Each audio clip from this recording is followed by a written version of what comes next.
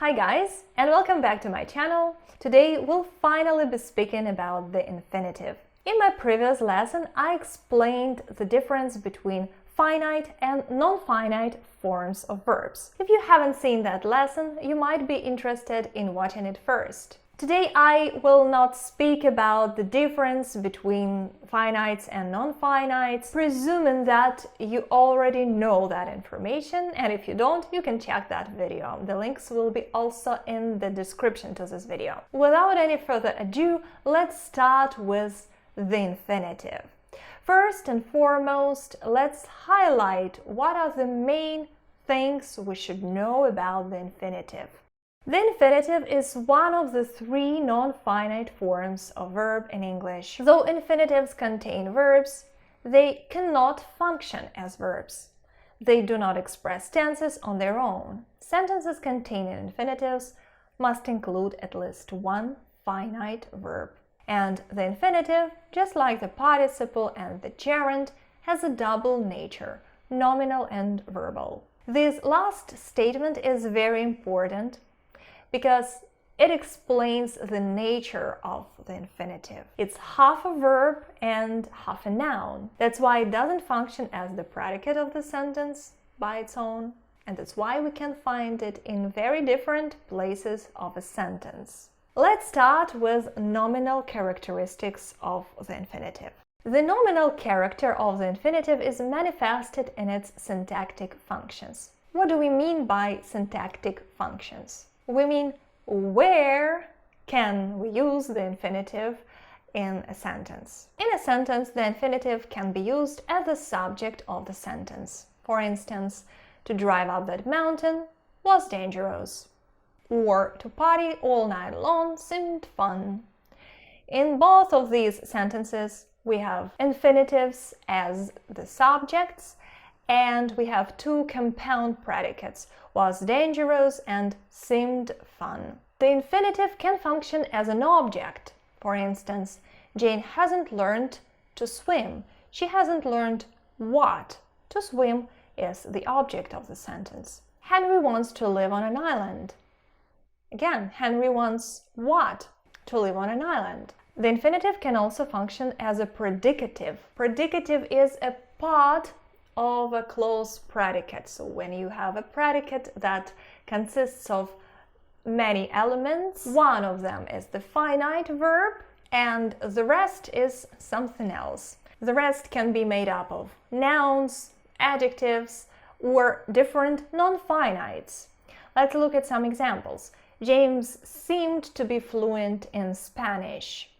Our plan was to stay in Paris for a couple of days. In the first example, James is the subject, seemed to be fluent in Spanish is the compound predicate, and to be fluent in Spanish is the predicative of this compound predicate.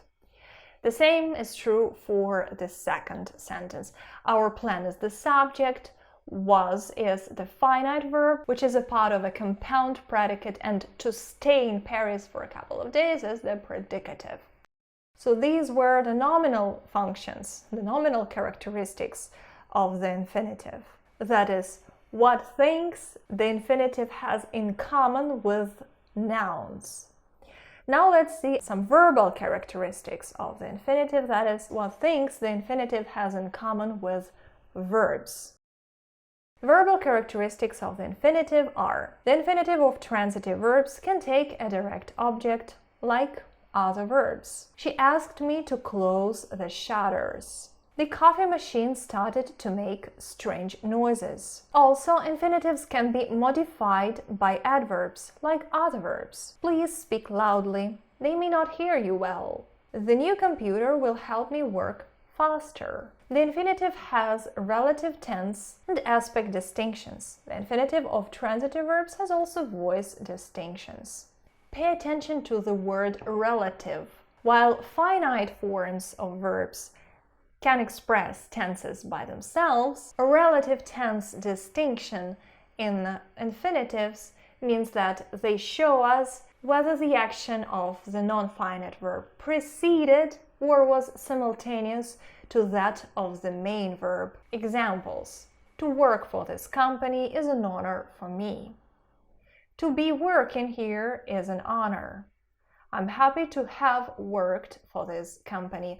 These are three different infinitives, and they are related to the main finite verbs in the sentences differently. For instance, the first two, to work and to be working, are in the same tense that the main verb is in both of the sentences.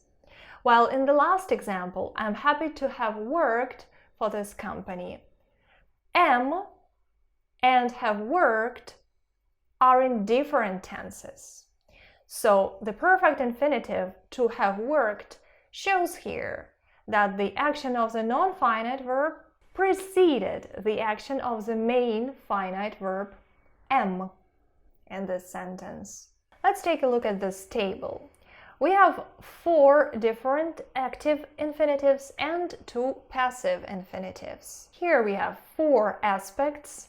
They are the same as those of the finite forms of verbs: simple, progressive, perfect, and perfect progressive. And we have 2 voices in which non-finites also exist. This is the active voice and the passive voice. The particle to here is in brackets because sometimes the infinitive is used with the particle to, and we call that infinitive a bare infinitive. We'll speak about it a little bit later. That is not very important now.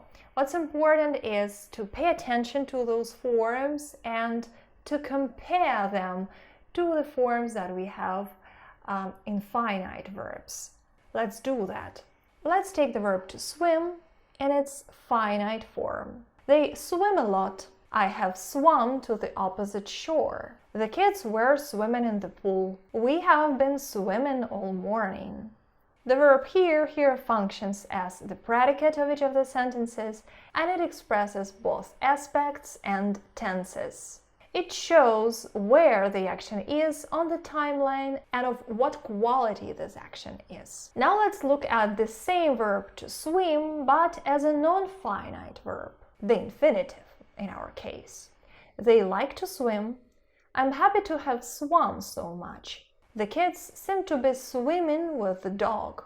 To have been swimming that long was fun. The infinitives in all the sentences show aspects. Simple aspect in the first sentence, the perfect aspect in the second sentence, and so on and so forth. So they show the qualities of this action and not the tense, but how the action is related to the main action of the sentence. For example, they like to swim. They like it in present and in general. But in the second sentence, I am happy to have swum so much, shows that the action of swimming had already been completed by the time I was happy. Once again, non-finites do not show tenses by themselves. They do not show where exactly the action is on the timeline. That is what the finite forms show. But non-finites show us how the action is related to the main verb, to the finite verb.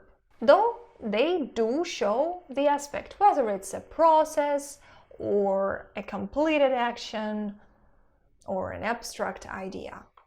Now let's speak about each of these infinitives in detail. We'll start with the simple or indefinite infinitive. The simple or indefinite infinitive expresses an action simultaneous with the action expressed by the main verb. It may refer to the present, past, or future. I am happy to work here and was happy to meet the professor. The kids will be happy to go to the Disneyland. You see that the main verbs in all of these sentences are in different tenses. I am happy now and was happy, let's say yesterday. The kids will be happy tomorrow. But the infinitive doesn't change. The non-finite form doesn't change. From the sentences we see that the actions expressed by the main verbs and the actions expressed by the infinitives are simultaneous. They exist in the same time room. The progressive or continuous infinitive expresses a progressing or continuous action simultaneous with the action expressed by the main verb. It shows both time relations and the manner in which the action is performed. The cat seems to be watching the sparrows in the bushes. They appeared to be enjoying the party. It will be interesting to be working with such prominent people. You must be kidding me. Again, you see that the main verbs in the sentences are in different tenses, but we have the same form of the infinitive in all of them. It's the continuous or progressive infinitive that shows that the action is in progress and it is simultaneous to that of the main verb. Again, we are speaking about the same time room here. It's the present room for the first sentence, the past room for the second sentence, and the future room for the third sentence. Pay attention to the last sentence. It's an exclamation and it uses a modal verb, must, so the infinitive here is bear. Be kidding, not to be kidding. The perfect infinitive expresses an action prior to the action expressed by the main verb. We are happy to have been to that store before it closed down. Michael is said to have sponsored the construction of the new kindergarten in his town. They appeared to have been scared by something or someone. I intended to have written to her. Our perfect infinitives here show that the actions that they express happened prior to the actions of the main finite verbs. Perfect infinitives are formed by changing the base form of the verb into its past participle and adding the auxiliary verb have in front of it. And thus we have to have been, to have done, to have worked, etc. Pay attention to the last sentence. I intended to have written to her. This sentence shows us that the action hasn't actually been carried out. The speaker hoped to do it, but he or she never did. This is possible with the verbs to mean, to intend, to expect, and to hope. To have done something. And if we'll try to paraphrase the sentences to get rid of these infinitives, we'll arrive at a subordinate clause with a perfect tense, either the present perfect tense or the past perfect tense. Let's try to do that. We are happy to have been to that store before it closed down. We are happy now. So I can paraphrase it this way. We are happy that we have been to that store. I can also use the past simple tense here, actually, if I mention a particular moment of time in the past, of course. Let's take a look at the third sentence. They appeared to have been scared. The main verb appeared is in the past simple tense, so if I want to introduce a subordinate clause instead of the infinitive here, I will say it appeared that they had been scared.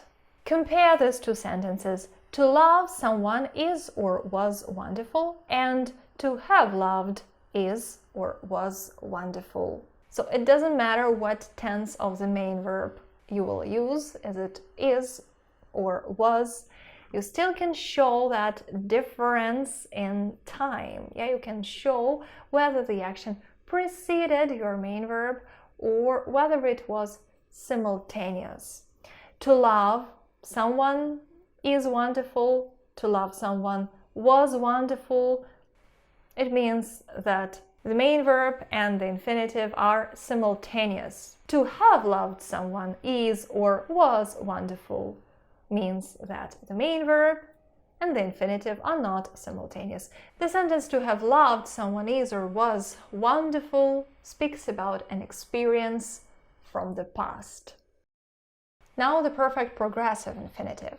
It is formed by combining to have been with the present participle of a verb. It expresses an action that lasted a certain time before the action of the main verb. It shows both time relations and the manner in which the action is performed.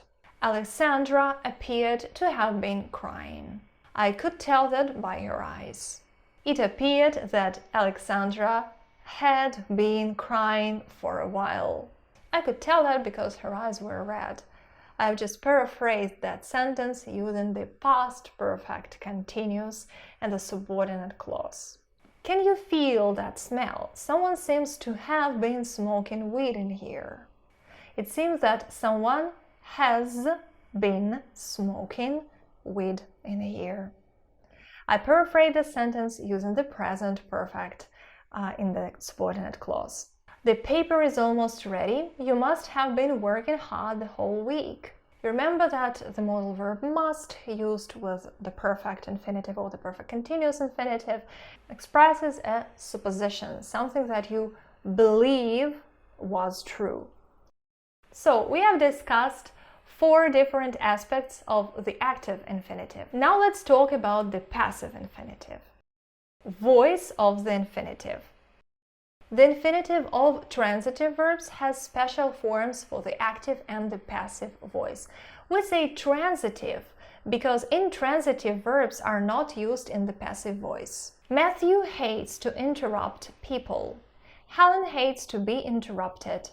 The first sentence is in the active voice, and the second one contains the infinitive that is in the passive voice. The infinitive in the active voice focuses on the doer of the action, and the infinitive of the passive voice focuses on the receiver of this action. The formula according to which we form the passive simple infinitive is to be plus past participle. Let's look at the perfect passive infinitive. The band is said to have recorded their 5th album. This album is said to have been recorded live.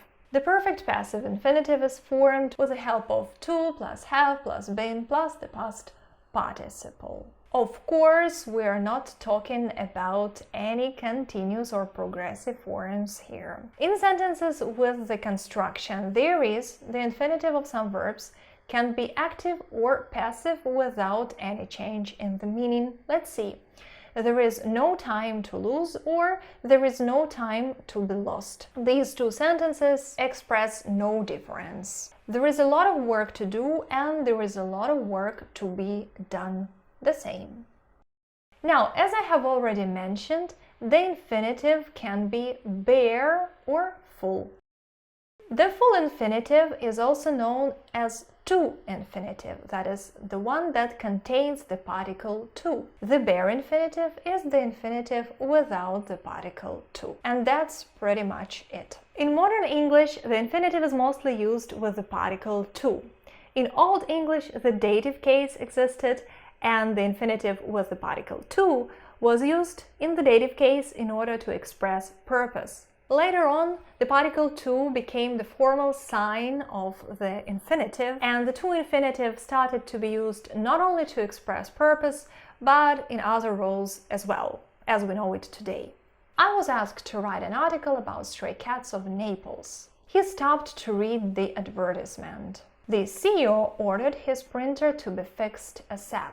These are some examples of the full infinitive. I heard the doorbell ring. She doesn't watch dramas. You must be tired. These are some examples of bare infinitives. So when do we use the bare infinitive and when do we use the full infinitive? Let's figure that out. The bare infinitive is used after auxiliary verbs. Now, when James lives downtown, he doesn't commute to work anymore. Commute is used without the particle to because we have the auxiliary verb doesn't here. We didn't have much time, so we didn't go to that museum. Again, we have and go preceded by the auxiliary verb did not, didn't. The bare infinitive is also used after true modal verbs. You can take one of the umbrellas in that basket. They are for guests. Sam would spend his Sundays fishing when he was a teen. Do whatever you want, but the room must be left neat and tidy. Can, would, and must are modal verbs, so we do not use the infinitive with the particle to after them.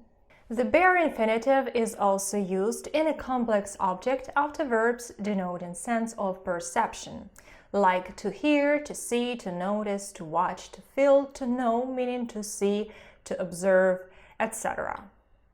I heard the door open. She saw a deer run across the backyard. I watched my neighbor get into his Dodge and drive away. We could hear the church bells ring. We can also say we heard the church bells ringing. We'll discuss the difference between the infinitive and this form here in our next video. I saw the numbers on the display change. We can also say I saw the numbers on the display changing. Please note that the verb to be after the verb to feel must be used with the particle to. We say I felt what he had said to be true, or she felt it to be a right thing to do. Another little thing to note is the verb to know is never used in the meaning of to see and to observe in the present simple tense. We can use both the bare and the full infinitive after it in this meaning. The doctor said he had often known the change of climate work miracles. I know such habits to make one's life miserable. One more thing to mention. After the verbs to see, to hear, to make, to know, in the passive voice, the full infinitive is used. He was seen to leave the hotel immediately after breakfast. She is known to be a talented artist. Johnny was made to believe that anything he wanted to achieve in life was possible. But Johnny's parents made him believe that anything he wanted to achieve in life was possible. Here, believe is the bare infinitive. It's not the passive voice. The bare infinitive is used after the verb let. Let me explain. Let's be honest with each other. That is, let us be honest with each other. The bare infinitive is used after the verb make, when it means to force somebody to do something. The teacher made us turn our cell phones off. The book made me cry. Absence makes the heart grow fonder. That's an English proverb. The bare infinitive is also used after the verb have, when it means to force, to order, or to allow. The boys misbehaved, so I had them weed the driveway. We had them take our luggage upstairs. I won't have you speak to your mother like that anymore. For instance, in the first two sentences, have is used as the synonym of the word to force or to order, whereas in the last one, I won't have you speak to your mother like that, it means allow. I will not allow you to speak to your mother like that. Then, the bare infinitive is also used after the verb bid. To bid means to offer or to order. It's an irregular verb, so its forms are bid, bid or bade, and bidden. And also it's a quite rare word in the modern language. He bade me sit down and we talked for a couple of hours. She bid me enter the dining room where the family of 5 was gathered around the table. Let's also look at this example from Romeo and Juliet by William Shakespeare. Oh, bid me leap rather than marry Paris from off the battlements of yonder tower, or walk in thievish ways, or bid me lurk where serpents are. Now, after the verb help, both the bare infinitive and the full infinitive may be used. Whether to use the full infinitive or the bare infinitive is a personal preference. The only difference will probably be that using the bare infinitive is less formal. Let's see. Can you help me to take these boxes to the garage? This book will help you to master Spanish without a teacher. This Sunday I'm helping my sister to weed her garden. James helped Anne to start a new life in Boston. The situation is a little bit more tricky with the verb to dare, because as you probably know, especially if you watched my videos on modal verbs, dare is a semi-modal. That means that it can function as the main verb and as an auxiliary verb. Depending on its role, we either use the full infinitive or the bare infinitive, because with all the true modal verbs, we use the bare infinitive. We didn't dare to climb that mountain. Who would dare to say, or who would dare say that out loud? When he finished his speech, no one dared to make a sound. I wouldn't dare to approach the manager with such a request. Now compare that to the modal verb dare. I dare not show hurt my feelings. That's the only way you can go. How dare you say that to me? Here, dare is the modal verb. It functions as an auxiliary verb, so you don't need any additional auxiliaries. And you must not use the full infinitive after a modal verb. The bare infinitive is used after the modal verb need in sentences with negative sense and in questions. You needn't come tomorrow. Need I take my laptop with me? It scarcely need be stated that this furniture requires careful treatment. Please know that need may be followed by a gerund. In this case, the gerund carries a passive meaning. The car needs washing, for example, or the house needs cleaning, my hair needs cutting, etc. If an infinitive is used to carry a passive meaning, the particle to is a must when the meaning is positive. Let's pay attention to the sentence. The car needs to be washed. You cannot say the car needs be washed. Only the car needs to be washed, or the car needs washing. The bare infinitive is used after had better, would rather, would sooner, would just as soon, cannot but, cannot choose but, nothing but. You'd better go to bed now. We're leaving at 6 a.m. I would rather not ask him for help. It isn't worth the effort. I cannot but praise his new work. It's a masterpiece. I would much rather tell him the news myself. I'd rather have walked, but it was raining, so I went by bus. There was nothing left to do but wait.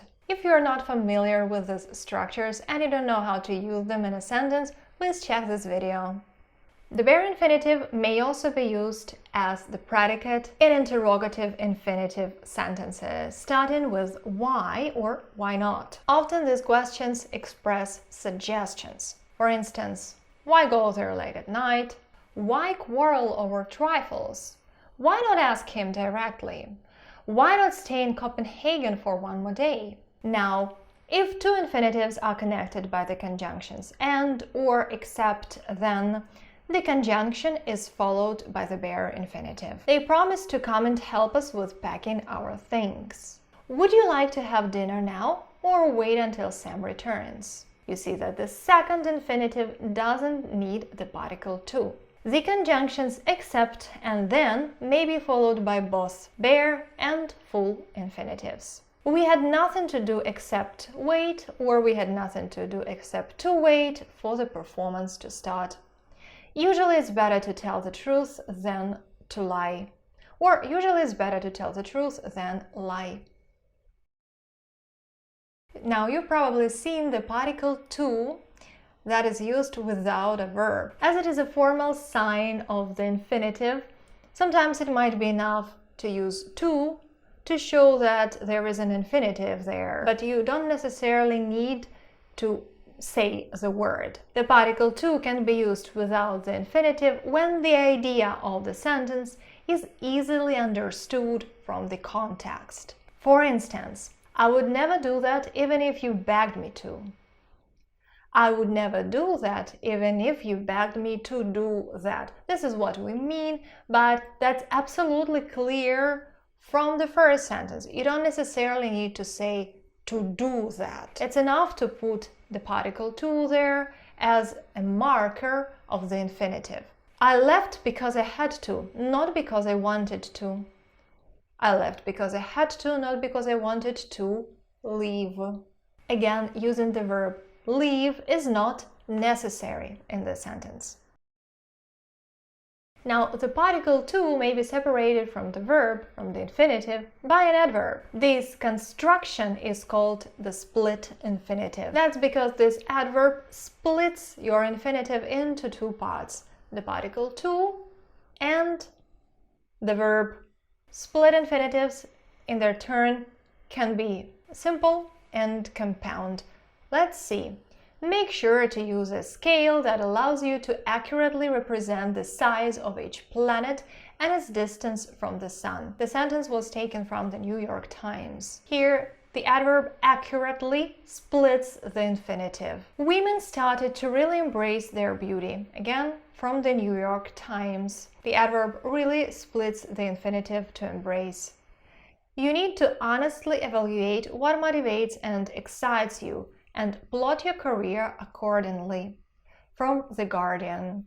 Honestly is the adverb that splits the infinitive to evaluate. Sacrificing oneself for the sake of others is something that people seem to almost never do. Here we have two adverbs that split the infinitive, and this is called a compound split infinitive. We are determined to completely and utterly eliminate any threat.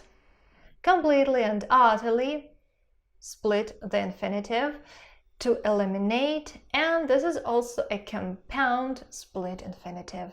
Some grammarians consider split infinitives to be improper. Others would say that using a simple split infinitive is okay in informal speech, whereas in formal writing they should be avoided. If your split infinitive makes the idea of the sentence convoluted, you'd better omit it. But sometimes split infinitives help us express our ideas better. So personally, I wouldn't say that this is something evil and that you should avoid split infinitives altogether. No, just make sure that your sentence is clear and that your split infinitive doesn't make things complicated. I will try to illustrate that the split infinitive might be something that you really want to use. Look please at these examples. To properly do our job, we should choose reliable equipment. Here, the adverb properly splits the infinitive to do. But how can we paraphrase the sentence? Let's try to do this. To do our job properly, we should choose reliable equipment. We moved properly to the end of the clause, but that changed the meaning of the sentence. To do our job, we should properly choose equipment. We moved the adverb properly to a different clause, and now it modifies a different verb. Now the sentence says that we should properly choose and not properly do, right? So sometimes you might need to use a split infinitive, and that will only make your sentence better. Let's consider two more examples with compound split infinitives. Standing at 6 and 2, the Galician has the perfect frame for a player of his position and is known for his short stopping and ability to very rarely make mistakes. The sentence is taken from Football Espana. To very rarely make mistakes. Very and rarely are both used inside the infinitive, so they split it. And one thing that professional bank and fund traders know that others may not is to absolutely never trust the credit rating agencies in making trading decisions. From www.baystreet.canada. Two adverbs are here to split our infinitive, absolutely and never. Now finally, let's speak about the functions of the infinitive in the sentence. The infinitive can be used in different syntactic functions. A single infinitive occurs seldom. In most cases, we will use infinitive phrases, so our infinitive will be a part of something bigger, and that something bigger might play different roles in a sentence. The first one is the function of the subject. So the infinitive can be used as a subject. To learn a second language requires a lot of time. To be accepted to their company was something she longed for. Her father taught her that to love means to forgive. Suddenly, to be invited to that ceremony ceased to be important for him. As the subject, infinitive can precede the predicate as well as follow it. Cases when it follows the predicate are far more common. In these cases, the sentence starts with the introductory it, which functions as an introductory subject. You can get more information on this introductory it in this lesson on untypical word orders in English. It is useless to speak to him. It means to speak to him. To speak to him is useless. It was interesting to see those ancient ruins. To see those ancient ruins was interesting. It was gorgeous to be traveling the sea again. To be traveling the sea again was gorgeous.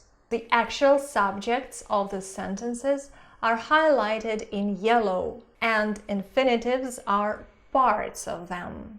We see different infinitives here, yeah. To speak and to see are simple active infinitives, and to be traveling is a progressive infinitive. The infinitive can be used as a predicative. What is the predicative? Predicative is a part or an element of the predicate. My purpose is to make this technology popular. What he wanted was to be heard. This addition is not easy to find. Both infinitives, the infinitive as a subject and the infinitive as a predicate, are often used in sentences with aphoristic meaning. For example, to see is to believe. To define is to limit. To believe means to hope for the best.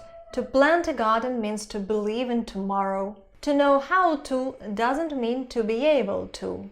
To be an adult is to realize that you can't do anything you want. These sentences beautifully illustrate both functions of the infinitive. We see that it can function as a subject and as a predicative, a part of the predicate of a sentence. Now, when the infinitive is a part of a compound predicate, it is often preceded by one of the following adjectives: glad, happy, pleased, delighted, content, relieved, lucky, fortunate, sorry, sad, upset, proud, ashamed, disappointed, prepared, anxious, eager, willing, determined, reluctant, hesitant, afraid, amazed, stunned, shocked, surprised, to do something. Let's look at some examples. She was afraid to jump with the parachute. Tim was hesitant to ask his father for help. We were delighted to see the changes. He was relieved to hear the news. Anne isn't ready to leave by herself yet. She'll be shocked to hear his argument. We were lucky to have seen her performance. The company is determined to have the right device for every budget. So, was afraid to jump at the parachute is a compound verbal predicate. Now, let's take a closer look at what a compound verbal predicate is.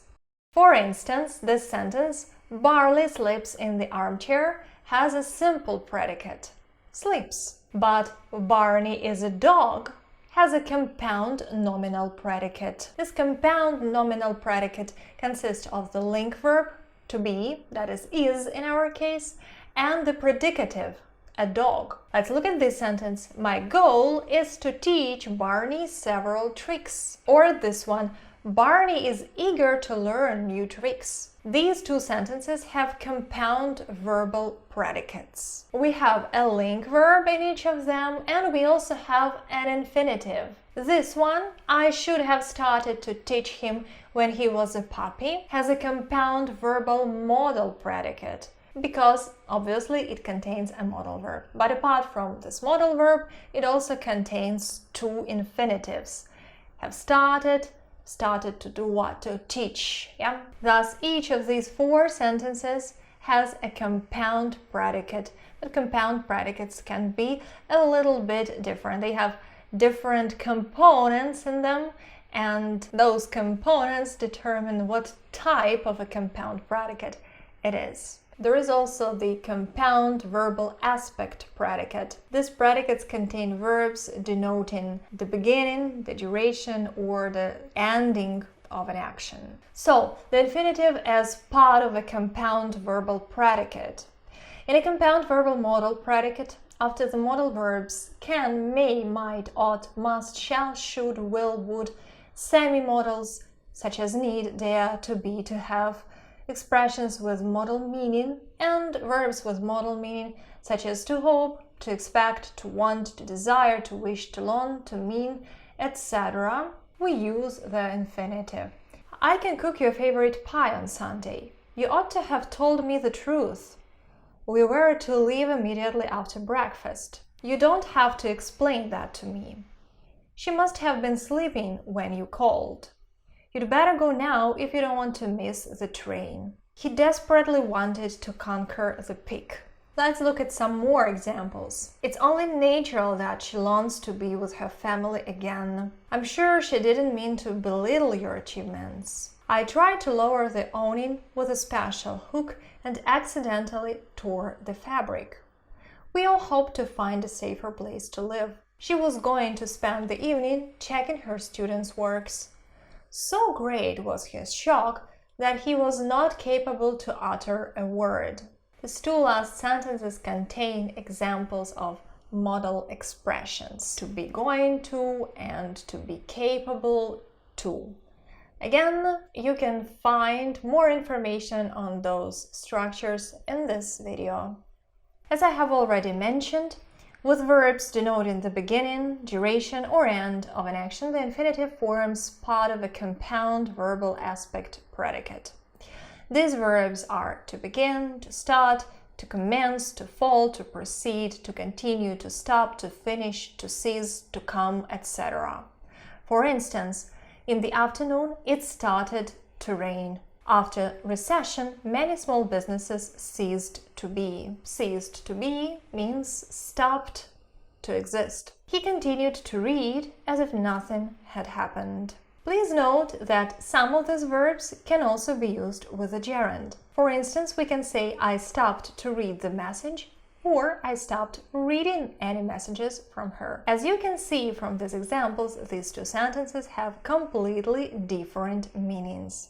The sentence with the infinitive means that I made a pause in order to read the message. So the infinitive expresses the purpose of my stop. With what purpose did I stop? To read the message. The sentence with the gerund means that I quitted reading. So the question that we can put to this sentence is I stopped what?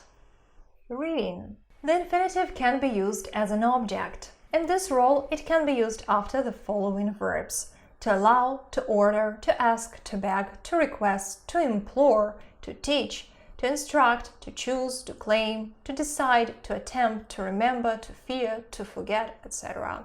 The infinitive may be either the only object of a verb or one of two objects. Bjorn learned to drive when he was 17. Bjorn learned what? To drive.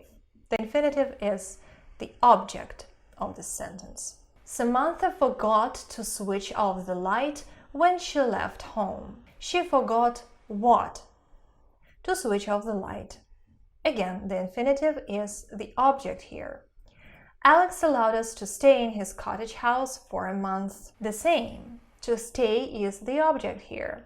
Eva asked the kids to be quiet. What did Eva ask from the kids? I remembered to have seen that guy before. I remembered what? To have seen that guy before. The perfect infinitive, to have seen, is the object of this sentence. The last three sentences have two objects.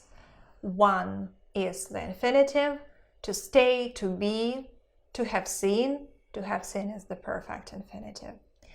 And one more. In the sentence, Alex allowed us to stay, it's us, yeah? Eva asked the kids is an object. And in the last sentence, that guy is the second object of the sentence. The first is the perfect infinitive. There are also some common phrases where the infinitive is used as an object. They are can afford, can bear in negative or interrogative sentences, and to make sure, to make up one's mind, to take care, to take the trouble in all types of sentences. Let's see. She can't bear to stay alone for more than one day. They can't afford to buy a second car. How much can you afford to borrow for a mortgage? Finally, I made up my mind to move to Italy. He took care to be as courteous as he could. The infinitive can be a part of a complex object. What is a complex object? It's an object that consists of several smaller objects or several parts. Let's look at some examples.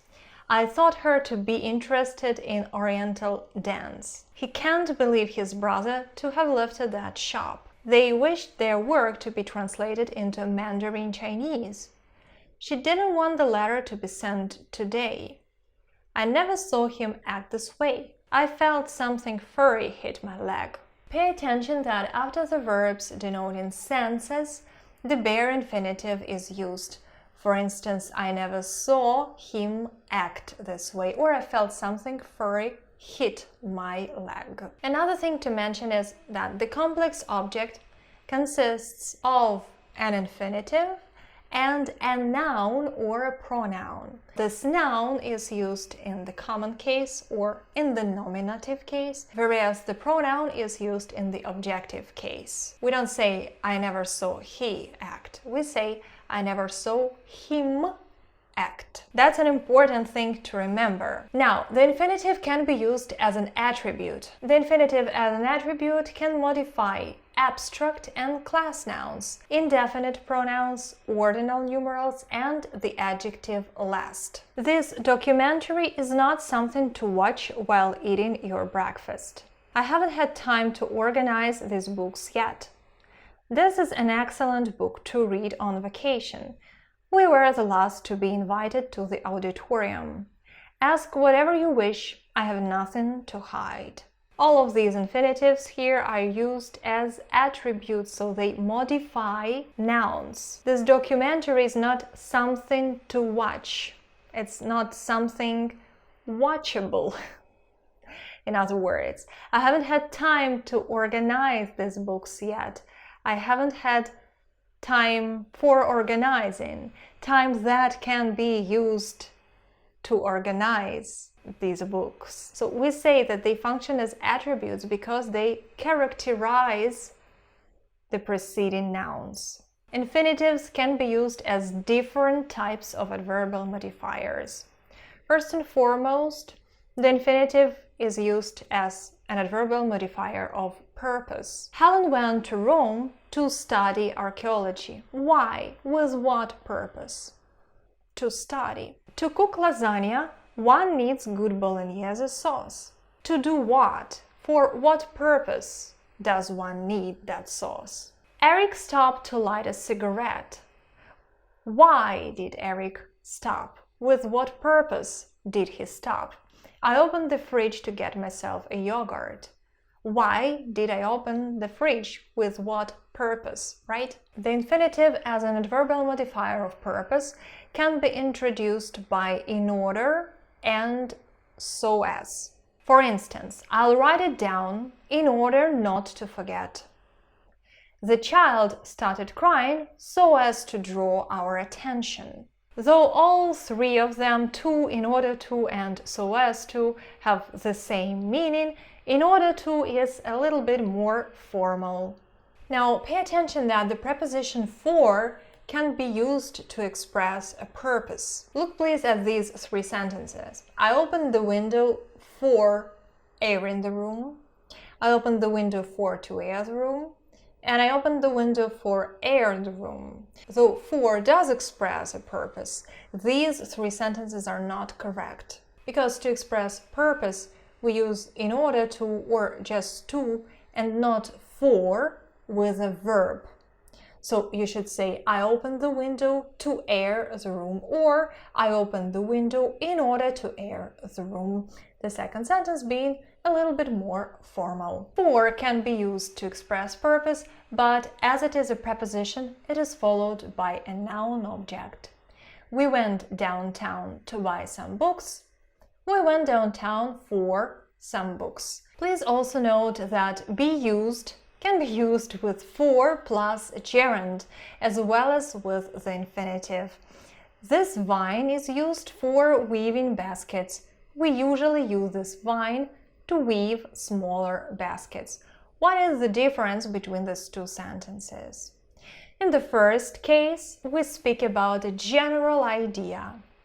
In the second case, we speak about something that we regularly do, about our routine. The infinitive can be used as an adverbial modifier of result, mainly after adjectives modified by the adverbs enough and to. She was too proud to ask him for help. He is too smart to believe in what they had told him. The boy wasn't quick enough to catch the butterfly.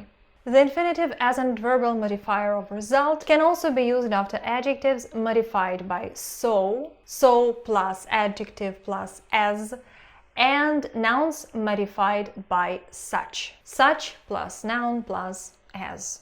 He was so arrogant as to think that his words could make them change their minds.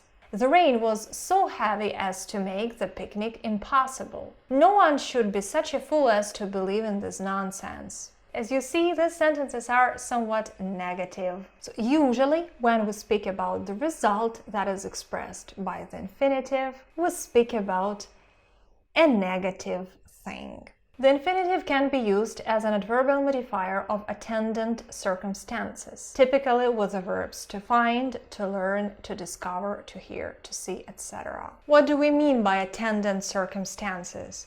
We mean what other actions take place at the same time as the action of the predicate. He left his town never to come back. We traveled 5 miles only to see that the shop was closed. We spent an hour in line to hear that our names weren't on the list. I went to my apartment to see how the renovation was going, only to discover that it wasn't. You will normally hear the word only preceding the infinitive. It is a kind of a signifier for the circumstance that is there at the same time as the action of the predicate. Though only doesn't change the sense of the sentence, but it is usually there. I did something only to do something. I went there only to discover that they didn't need me, or something like that. Compare, please, these two sentences. We traveled 5 miles to see that awesome shop. We traveled 5 miles only to see that the shop was closed. In the first sentence, the infinitive that is used as an adverbial modifier expresses purpose. We went there in order to see. Why? With what purpose? In the second sentence, the meaning is opposite. The infinitive is in the role of an adverbial modifier of attendant circumstances here. It shows us in what circumstances did we happen to be. Let's take a look at more examples with the infinitive in this role. Helen woke up to see a box of sweets on her bedside table. David came out of his room to disappear in it again in a minute or two. Ian rushed home to find the kitchen floor flooded with water. In this sentence, it wasn't his purpose, it's not why he rushed home. It was the circumstances in which he found himself when he came home. He left his beloved Rome to spend 4 unbearable years under the Norwegian rain. Again, that wasn't his purpose, to leave Rome in order to spend those years under the Norwegian rain. What happened when he left Rome? In what circumstances he found himself? We managed to obtain the necessary documents only to discover that they wouldn't check them. The same. Now, the infinitive can be used as an adverbial modifier of exception. In this role, it is introduced by the prepositions but and except and is found in negative and interrogative sentences. Let's see. There is nothing to do but to read books in the evening. When he realized he had been tricked, he had nothing to do except take his defeat. There is nothing to do but laugh at this situation. What could we do but surrender? And as I have already mentioned, after but and except, the bare infinitive is used. Apart from that, the infinitive can be used as an adverbial modifier of time and condition. To look at her skin, you would think she never leaves her dim room. Let's try to paraphrase this sentence. If you look at her skin, you will think she never leaves her dim room. I'll thank you to stop talking about your ex-boyfriend. Again, I'll thank you if you stop talking about him. On what condition, right? Would you really be happy to marry for money? Let's paraphrase it. Would you really be happy if you married for money? The kids are happy to play in the garden. Here we speak about the adverbial modifier of time. The kids are happy when they are playing in the garden. And she's terrified to speak to her boss. She is terrified when she speaks to her boss.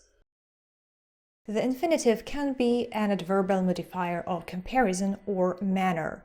In this case, it is introduced by the conjunctions as if or as though. He made an angry gesture with his fist as if to show that he wasn't going to make a concession.